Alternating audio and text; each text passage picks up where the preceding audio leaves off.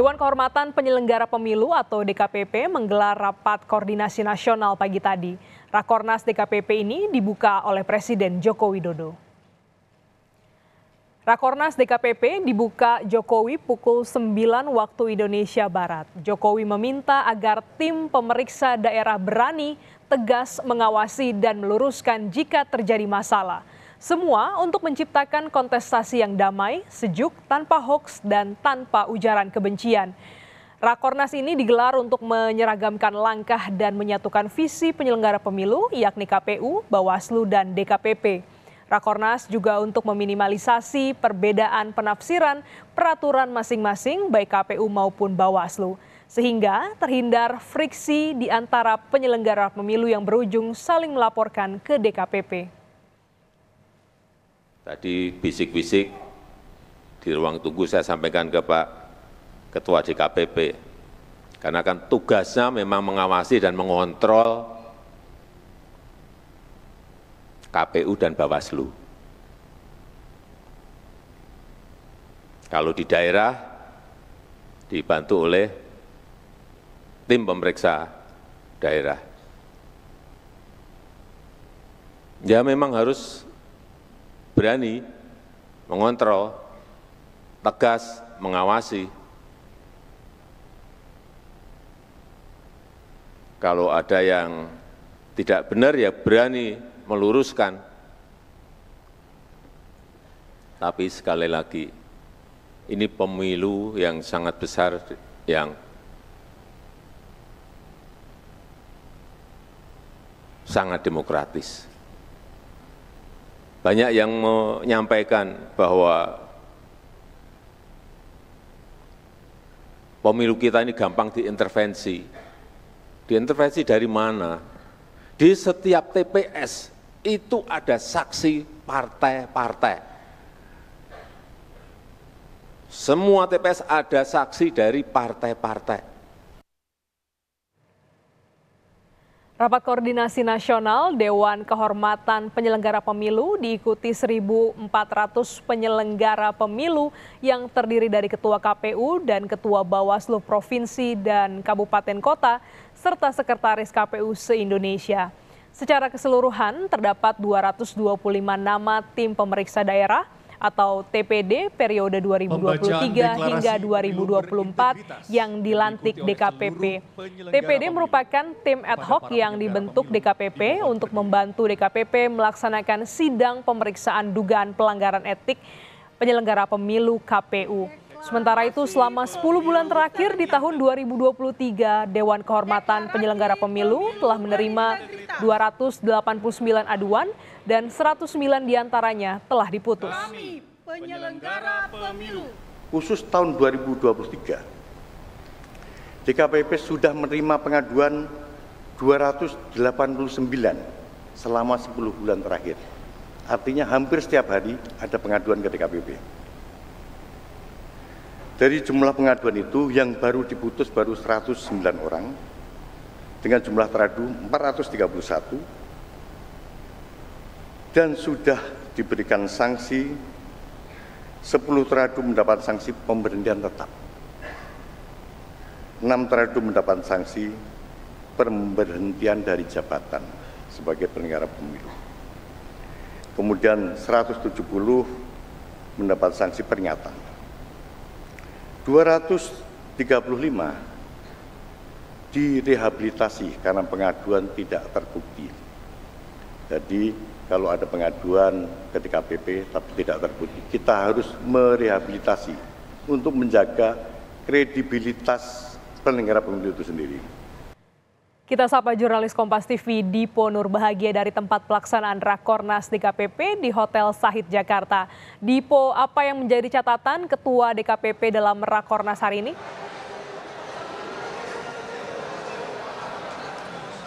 Tentu secara garis besar yang menjadi catatan dari Hedi Lugito ataupun Ketua DKPP adalah bagaimana kemudian semakin hari semakin mendekati proses pemilihan umum yang kemudian akan berlangsung pada bulan Februari 2024. tugas dari penyelenggara pemilu ini semakin berat, semakin banyak, dan juga tentu ini harus diantisipasi, baik itu oleh KPU, Bawaslu maupun DKPP. Bahkan tadi Hedi Lugito juga sempat menyinggung bahwa ketika misalnya ada isu-isu miring yang kemudian menghampiri KPU maupun Bawaslu, ini juga menjadi tugas dari DKPP untuk betul-betul memeriksa jika adanya laporan terkait dengan adanya dugaan pelanggaran kode etik, baik itu yang dilakukan oleh KPU maupun Bawaslu. Sebagai contoh tadi juga sudah Anda sebutkan, Gladys dan juga saudara, bahwa Hedi Lugito ini memperlihatkan data yang kemudian saat ini sudah ia pegang dalam 10 bulan terakhir ataupun pada tahun 2023 ini saja sudah terdapat 289 aduan.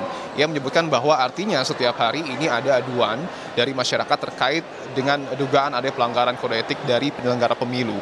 Dari 289 aduan tersebut, ada 109 laporan yang sudah diputus dengan 431 teradu, 10 teradu sudah diberikan sanksi pemberhentian tetap, 6 sanksi pemberhentian jabatan untuk 6 teradu, kemudian juga ada 170 teradu yang diberikan sanksi peringatan, dan juga 235 teradu lainnya ini direhabilitasi karena ternyata tidak terbukti melanggar kode etik penyelenggara pemilu.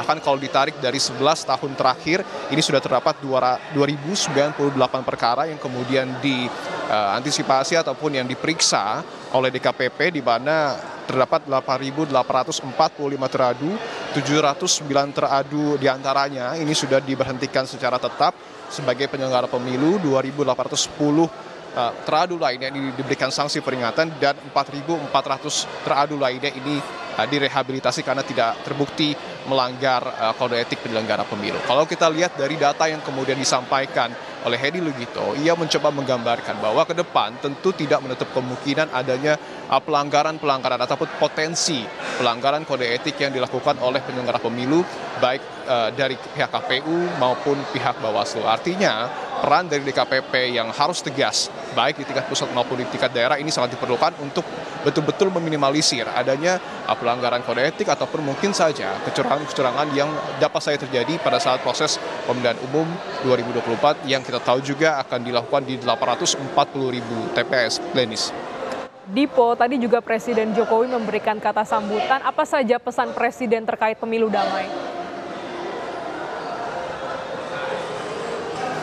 Ya, pesan Presiden terkait pemilu damai tentu adalah bagaimana kemudian Presiden mencoba mengingatkan sejumlah tantangan yang kemudian ini harus diantisipasi baik oleh KPU, Bawaslu, dan juga DKPP, karena seperti yang tadi sudah saya sebutkan ada 840.000 TPS yang kemudian akan menyelenggarakan pemilu di 38 provinsi. Beberapa tantangan yang tadi disebut Presiden harus diantisipasi adalah misalnya terkait dengan tata kelola pemilu, agar pemilu ini berjalan dengan akuntabel dan juga berintegritas, kemudian juga terkait dengan mekanisme distribusi alat-alat kelengkapan pemilu yang juga tentu menjadi tantangan karena kita tahu Indonesia terdiri dari begitu banyak pulau, artinya distribusi alat kelengkapan pemilu ini juga betul-betul harus dipastikan berjalan dengan lancar, dan tidak hanya itu juga terkait dengan mekanisme pengamanan yang menurut Presiden bukan hal mudah, dan tentu ini juga menjadi tugas dan juga pekerjaan rumah bagi TNI dan juga Polri untuk memastikan bahwa pemilu nanti berjalan dengan damai. Artinya secara garis besar Presiden mencoba menekankan kembali kepada para penyelenggara pemilu untuk mewujudkan pemilu 2024 yang kemudian berkualitas, damai, juga terhindar dari hoax maupun isu-isu ataupun ujaran kebencian, sehingga nanti goalsnya ataupun hasilnya adalah pemilu 2024 ini dapat melahirkan sebuah gagasan yang tentunya nanti akan menjadi solusi bagi permasalahan bangsa. Nah, Presiden juga menariknya mengingatkan kepada 228 anggota tim pemeriksa daerah yang sebelumnya juga sudah dilantik oleh DKPP untuk secara tegas mengawasi dan mengontrol peran serta penyelenggara pemilu di tingkat-tingkat daerah. Dalam arti ini adalah artinya petugas KPU dan juga Bawaslu di tingkat daerah, jika ada hal-hal yang keliru, jika ada hal-hal yang tidak sesuai aturan, Presiden meminta kepada tim pemeriksa daerah untuk menindak tegas pihak-pihak ataupun penyelenggara pemilu yang tidak sesuai dengan aturan. Nah, Presiden juga mencoba meminta kepada penyelenggara pemilu ini untuk sama-sama menjaga suasana kondusif, menjaga suasana damai menjelang pemilihan umum di tahun 2024 mendatang. Bahkan tadi juga Presiden sempat menggambarkan kembali bagaimana suasana damai ini coba ia angkat dengan mengundang 3 bakal calon presiden yang akan berkontestasi pada Pilpres 2024 mendatang makan siang bersama beberapa waktu yang lalu. Presiden meminta kepada semua pihak, baik itu masyarakat, peserta pemilu, ataupun penyelenggara pemilu, untuk sama-sama menjaga suasana kondusif karena pemilu ini menurut Presiden tentunya adalah untuk semua orang, merupakan pesta demokrasi yang tentu harus dilakukan dengan sukacita dan juga perasaan senang begitu. Artinya ini juga semangat yang kemudian terus digaungkan baik oleh Presiden maupun penyelenggara pemilu sesuai dengan tema yang kemudian diangkat dalam Rakornas pada hari ini, Glenis. Ya, Dipo, lantas apa juga upaya yang akan dilakukan untuk meminimalisasi friksi antar penyelenggara pemilu?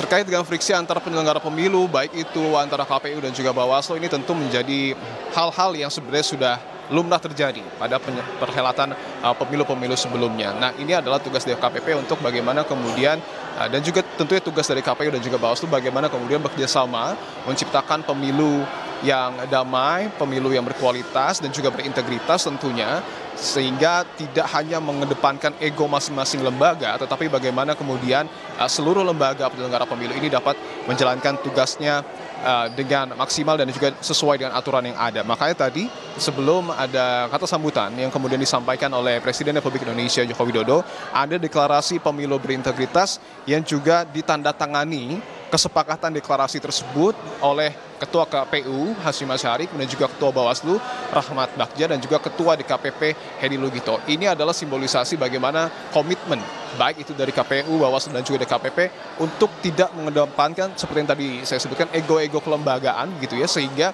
friksi-friksi ini dapat diminimalisir dan tentu dalam beberapa waktu ke depan sampai dengan esok hari Rakornas ini juga terus akan menyediakan ataupun memberikan materi-materi kepada KPU dan juga Bawaslu untuk semangatnya adalah seperti yang tadi Anda sebutkan, meminimalisir friksi-friksi yang terjadi, kemudian juga meminimalisir adanya pelanggaran-pelanggaran kode etik yang dilakukan oleh penyelenggara pemilu dalam pemilu 2024 mendatang. Glenis.